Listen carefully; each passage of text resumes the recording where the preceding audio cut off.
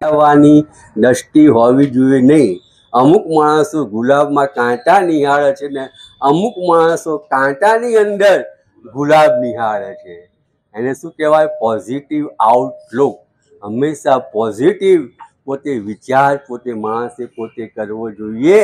અને અમુક દુનિયામાં જેટલા પણ માણસો છે, સંન્યાસી લોકો છે, કર્મયોગી લોકો છે, ભક્ત લોકો છે અને જે સ્ત્રી છે, એ બધાને ગીતા અલગ અલગ પ્રકારના સંદેશાઓ આપે છે. હવે સંન્યાસી કોને કહેવાય? તો સંન્યાસીને ગીતા શું કહે છે? સંન્યાસીને ગીતા કહે છે કે સંન્યાસ છે ને એ માણસનું આંતરિક પરિવર્તન છે. સંન્યાસ એ માણસનું આંતરિક પરિવર્તન છે. એટલે અંદરથી એની અંદર બદલાવ આવે છે. ભગવા કપડાં પહેરવાથી સંન્યાસી થવાતું નથી, પણ ભગવો રંગ મનને લાગવો જોઈએ. ત્યાગ, બલિદાન અને સમર્પણ, આ ત્રણ વાતોનું મિશ્રણ થાય ત્યારે સાચો સંન્યાસી બની શકશે. સાચો સંન્યાસી કોને કહેવાય? કે પોતાના તમામ કર્મો છે એ પ્રભુને ચરણે પોતે ધરી દે, એને સાચો સંન્યાસી કહેવાય. ત્યાગ, બલિદાન અને સમર્પણ અને ભગવો રંગ મનને લાગવો જોઈએ. એને સાચા અર્થમાં સંન્યાસી પોતે કહેવામાં આવે. હવે સંન્યાસી અભિમાની હોવો જોઈએ નહીં. એને પોતાના જ્ઞાનનું અભિમાન હોવું જોઈએ નહીં. એક સંન્યાસી હોય છે, સંન્યાસીને એક દિવસ શું થાય છે? કોઈ જગ્યાએ રાતે અંધારું થઈ જાય છે, એક જગ્યાએ રોકાવાનું થાય છે, એક જગ્યાએ પોતે જાય છે અને ત્યાં આશરો લે છે. તો ત્યાંના જે બહેન હોય છે એ પૂછે છે કે સ્વામીજી આપ આए हैं તો આપ સ્નાન કર લીजिए, આપ સ્નાન કર લીजिए. પણ સંન્યાસી બહુ અભિમાન હોય છે. સંન્યાસી શું કહે છે? हमने ज्ञान वारी से स्नान कर लिया है. हिंदीમાં વારી એટલે પાણી થાય. हमने ज्ञान वारी से स्नान कर लिया है, हमें स्नान की कोई आवश्यकता नहीं હોય.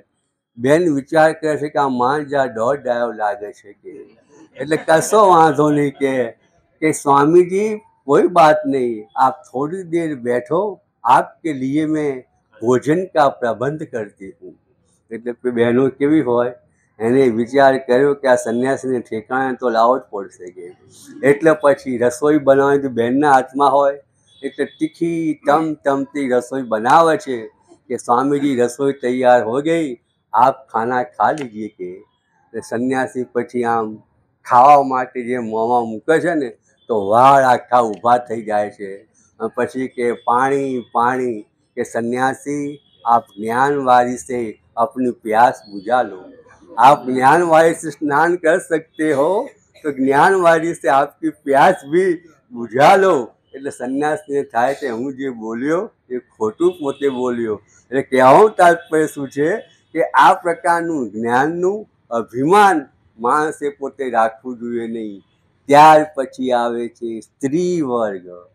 સ્ત્રી વર્ગ માટે ગીતાનો આખો દૃષ્ટિકોણ છે એ આખો અલગ છે. રઘુકુલ રીત સદા ચલી આવી, પ્રાણ જાય પર વચન ન જાય. એટલે કે સીતા માતા હતા એ પોતાના કુળની આબરૂ ન જાય એટલા માટે લક્ષ્મણ રેખા ઓળંગીને રાવણને ભિક્ષા આપવા માટે પોતે જાય છે અને પોતાની કુળની જે મર્યાદા છે એ પોતે સાચવે છે. અને સ્ત્રીનું સાચું સૌંદર્ય શેમાં છે? સ્ત્રીનું સાચું સૌંદર્ય મર્યાદાની અંદર છે. મર્યાદામાં રહે એ સ્ત્રીનું સાચું સૌંદર્ય કહેવાય. અને સ્ત્રીની વાણી કેવી હોવી જોઈએ? પાવન, પ્રેરક અને પાવન હોવી જોઈએ. તો એ પ્રકાર દ્રૌપદીની પ્રેરક, પાવન અને પવિત્ર વાણી હતી ને એટલે પાંડવોને સતત ઉત્સાહમાં રાખ્યા છે. આ બહુ બેઝિક વાત છે.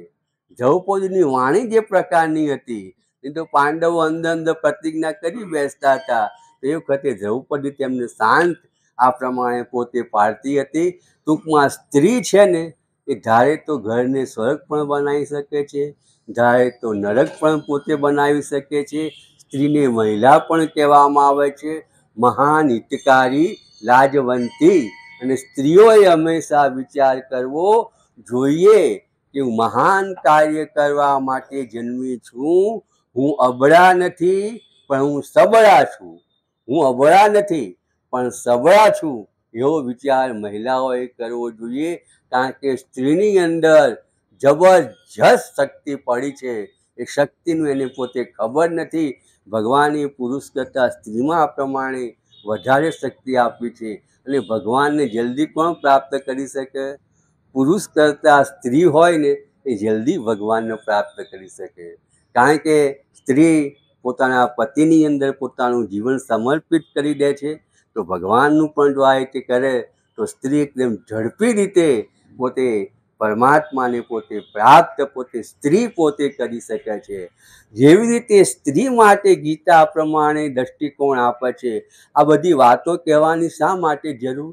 કે ગીતાની આ બધી વાતો આપણે સમજવી પડશે. આ ગીતા જ્ઞાન યજ્ઞ છે. પછી વિદ્યાર્થી લોકો હોય છે, એ વિદ્યાર્થી લોકોને શું કહે છે કે તમારી અંદર નમ્રતા હોવી જોઈએ, જિજ્ઞાસા હોવી જોઈએ અને સેવા હોવી જોઈએ. કેટલી વાતો?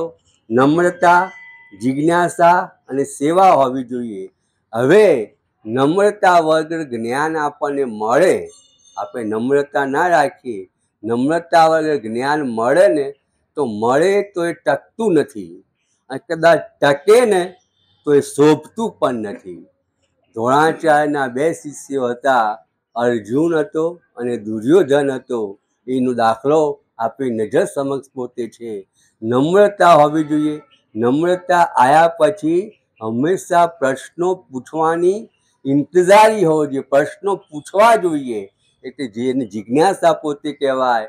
અને ગુરુ પાસેથી જ્ઞાન મેળવ્યા પછી ગુરુની સેવા કરવી જોઈએ. આ વિદ્યાર્થી અવસ્થાનું લક્ષણ છે.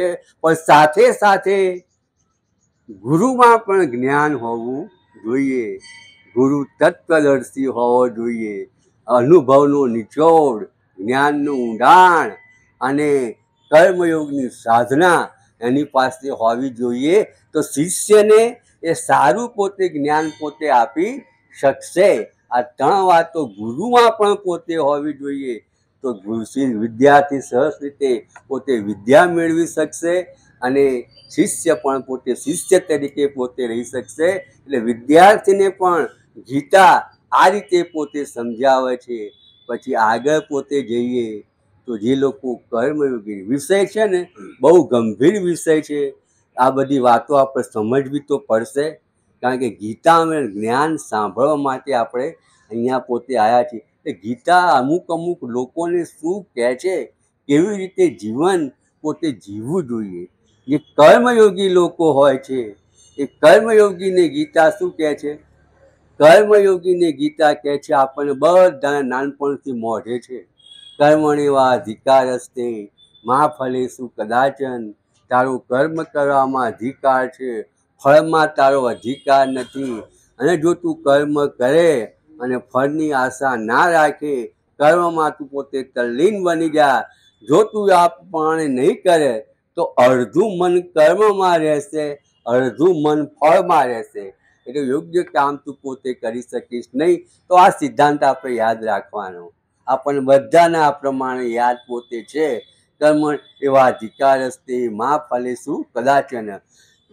ત્યાર પછી જે જ્ઞાની લોકો છે, જબરજસ્ત જ્ઞાની લોકો છે, એ જ્ઞાની લોકોને ગીતા શું કહે છે? જ્ઞાની લોકોને ગીતા કહે છે કે તમે વાદ વિવાદ ના કરો. વાદ વિવાદમાં શું થાય છે કે સામેવાળી વ્યક્તિની વાત કેવી રીતે કાપી નાખવી, સામેવાળી વ્યક્તિને કેવી રીતે નીચે પાડવી, અને એના હિસાબે એ બંને માણસો વચ્ચેના સંબંધોની અંદર એક તિરાડ પડે છે, રાગ દ્વેષ પોતે આવે છે. એટલે ભગવાન શું કહે છે કે તમે વાદ વિવાદ ના કરો, પણ શું કરો? સંવાદ. એટલે આપણે જે ગીતા આપણે વાંચીએ છીએ ને, એ ગીતા શું છે? ભગવાન કૃષ્ણ અને અર્જુન એ બંનેનો સંવાદ છે. સંવાદમાં શું થાય છે કે સામેવાળી વ્યક્તિની જે વાત છે ને, એ વાત આપણે સમજી શકીએ છીએ એમાં સહિષ્ણુતા આવે છે. પરિણામે બે વ્યક્તિના સંબંધો એટલા મધુર સંબંધો પોતે રહે છે. આ મુખ્ય વાત જ્ઞાની લોકોને કરે છે. પછી જે વિદ્વાન હોય છે એ વિદ્વાન માણસોને ગીતા શું કહે છે? વિદ્વાન માણસોને ગીતા કહે છે કે તમે ઊંચી ઊંચી ભાષા બોલો નહીં, બરાબર? ઘટત્વા છિન્ન पटत्वा छिन्न घट माया सबलित ब्रह्म। ये जो आत्मा है स्वयं प्रकाशित है, मन प्रकाश पर प्रकाशित है। आत्मा का जो प्रकाश है वो मन पे पड़ता नहीं है। इंसान का जीवन ऐसा है। આ બધી વાતો તમે કરશો ને તો માણસને કંઈ ખબર પડશે નહીં. આ બધી ઉચ્ચ લેવલની વાતો છે. જે મહામંડલેશ્વર લોકો હોય ને એ લોકો આ પ્રમાણે પોતે તત્વજ્ઞાનની પોતે વાતો કરતા હોય તો આ જે છે ને વિદ્વાનોને સંદેશ આપે છે કે તમારી ભાષા એ પ્રકારની હોવી જોઈએ કે જેથી ઝૂંપડીમાં રહેલો અભણ માણસ, ખેડૂત અને ઉચ્ચમાં ઉચ્ચ હાઈ એજ્યુકેટેડ માણસ પણ છે ને તમારી ભાષાને પોતે સમજી શકે, તમારી વાતો એના મનમાં આવી શકે. એટલે ઊંચા લેવલથી કદાપી વાત કરવી જોઈએ નહીં. એકદમ સામાન્ય રીતે વિદ્વાનોને આ પ્રમાણે પોતે સંદેશો પોતે ગીતા પોતે આપે છે.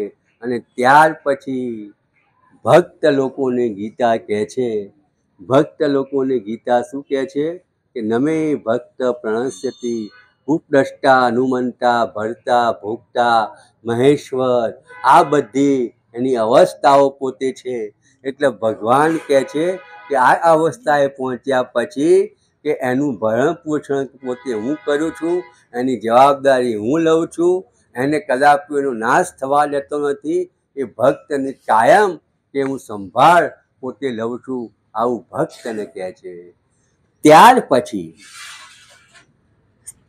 થોડો કંટાળો તો આવશે પણ આ બધી વાતો સમજવી તો પડશે. સાધક હોય, જે લોકો ભગવાનની સાધના કરતા હોય, સાધક હોય, સાધકને લોકો શું કહે છે? બહુના જન્મના અંતે જ્ઞાનવામ પ્રપદ્યતે વાસુદેવમ સૌરમિતિ સમહાત્મા સુદુર્લભમ. એટલે ઘણા જન્મોના અંત પછી તું મને પ્રાપ્ત કરીશ. ભગવાન આવું કહીને માણસને, સાધકને નિરાશ નથી કરતા. પણ કહેવાનું તાત્પર્ય શું છે? તારે મારી જોડે આવવું હશે ને તો જબરજસ્ત તપસ્યા કરવી પડશે, સાધના કરવી પડશે, મહેનત કરવી પડશે. પણ તું મને મેળવી શકીશ ખરો? તમે નક્કી કરો કે મારે ભગવાન મેળવવા છે. એ સિદ્ધિ, ઈચ્છા અને સિદ્ધિ એ બંને વચ્ચેનું જે અંતર છે ને એને સાધના કહેવામાં આવે. ઈચ્છા, તમે જે ઈચ્છા કરી એ, અને સિદ્ધિ, એ બે વચ્ચેનું જે અંતર છે એને સાધના પોતે કહેવામાં આવે. કે ભગવાન આપણને 100% મળે.